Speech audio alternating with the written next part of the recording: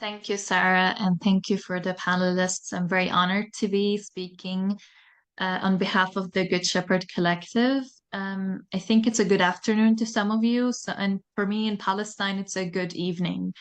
Um, and also anybody, wherever you are, hello to you, and thank you for being here with us today. Um, the Good Shepherd Collective is an organization dedicated to advancing decolonial justice. And today, I would like to discuss a campaign born out of direct, repeated encounters with systemic financial exclusion and why this type of campaign and fight matters to all of us. Over the past 2 years, our team has worked closely with Palestinian families and grassroots organizers to amplify mutual aid campaigns for basic necessities in Gaza. So, food, medical care for the injured, shelter for those displaced during the genocide, etc.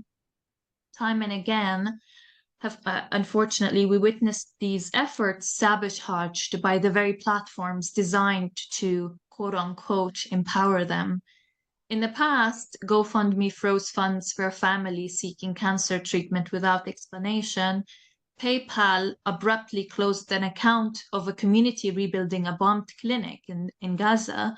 Stripe deplatformed a user who was helping a campaign for emergency aid in the north of Gaza, inciting vague violation of terms.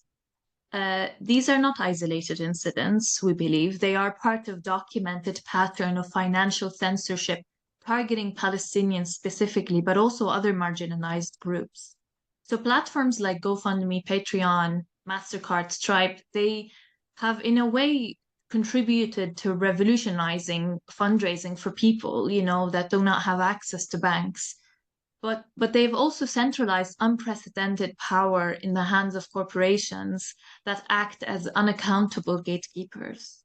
So their terms of service, for example, moderation practices, and some form of opaque algorithms, they enabled to silence dissent, but also withhold life-saving resources and erase marginalized voices, all while claiming neutrality. But let me be clear, this campaign is not about fighting technical glitches or bureaucratic oversights. When a campaign for Gaza is shut down, freezing funds for food or medicine, it is a death sentence and complicity in genocide. It is anti-Palestinian racism codified into corporate policy. It is a system that treats Palestinian survival as a compliance risk. And it is a global issue because these platforms do not merely reflect existing inequalities. In fact, they amplify them. Financial access or access to resources is very important. In fact, is a prerequisite for justice for some people. When platforms arbitrarily freeze accounts or withhold funds, they are not just disrupting donations, they're severing lifelines. So in Gaza, where borders are closed and economies shattered, these platforms, unfortunately, often function as the only conduit for aid. So by cutting off that conduit, they compound trauma, they entrench poverty, and stifle resistances in a way.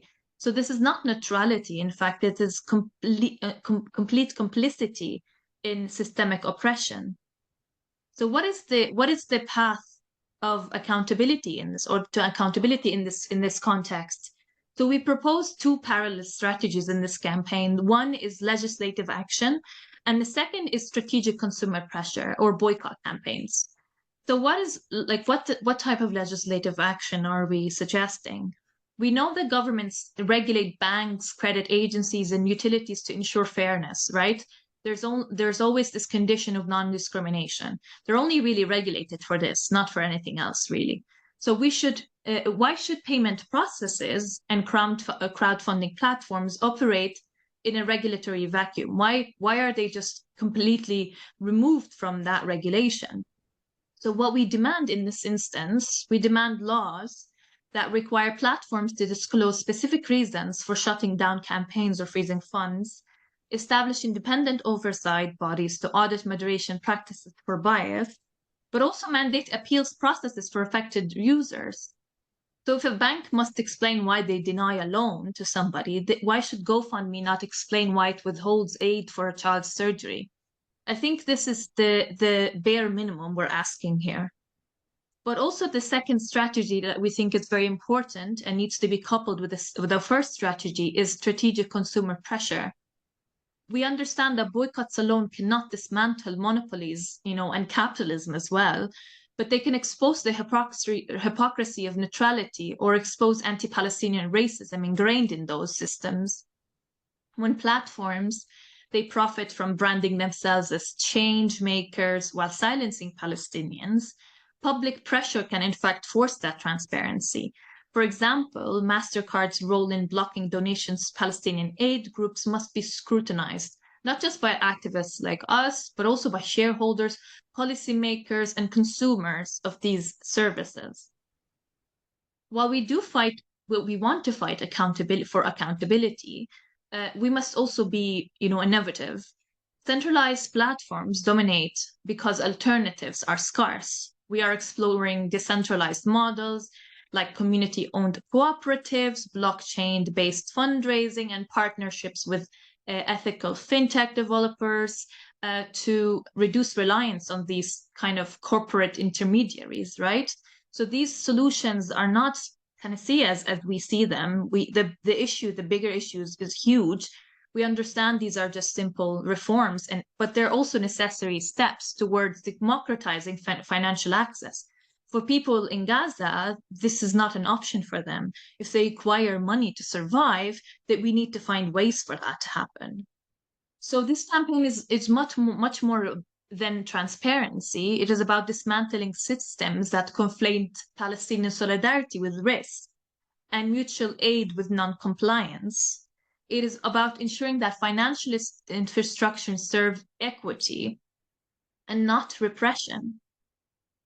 So to the advocates or the activists in this group, in the room also listening to us today, the GSC really wants you to share stories of impacted campaigns within your groups. I think it's very important to start talking about these and how these financial systems and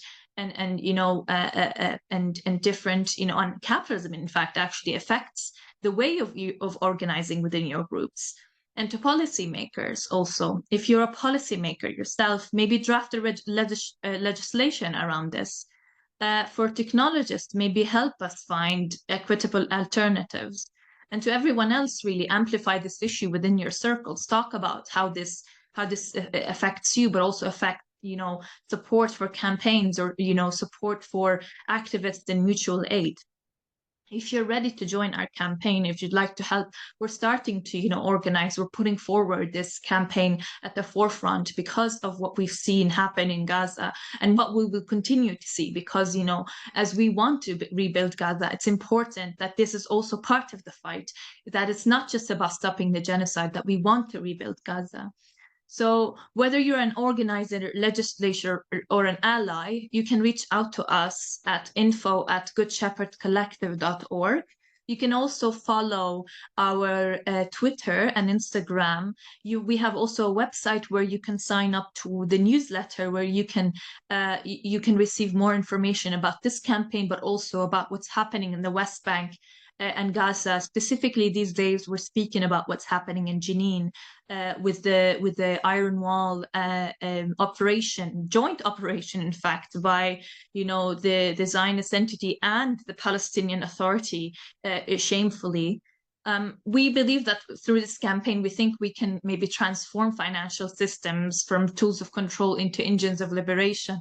In this instance, we don't think that will be happening to work with the use of these tools, but we think this is an important reform because we cannot wait any longer. The Gazan people cannot wait any longer, and we need to provide this material support for these people. So those institutions must be held to account.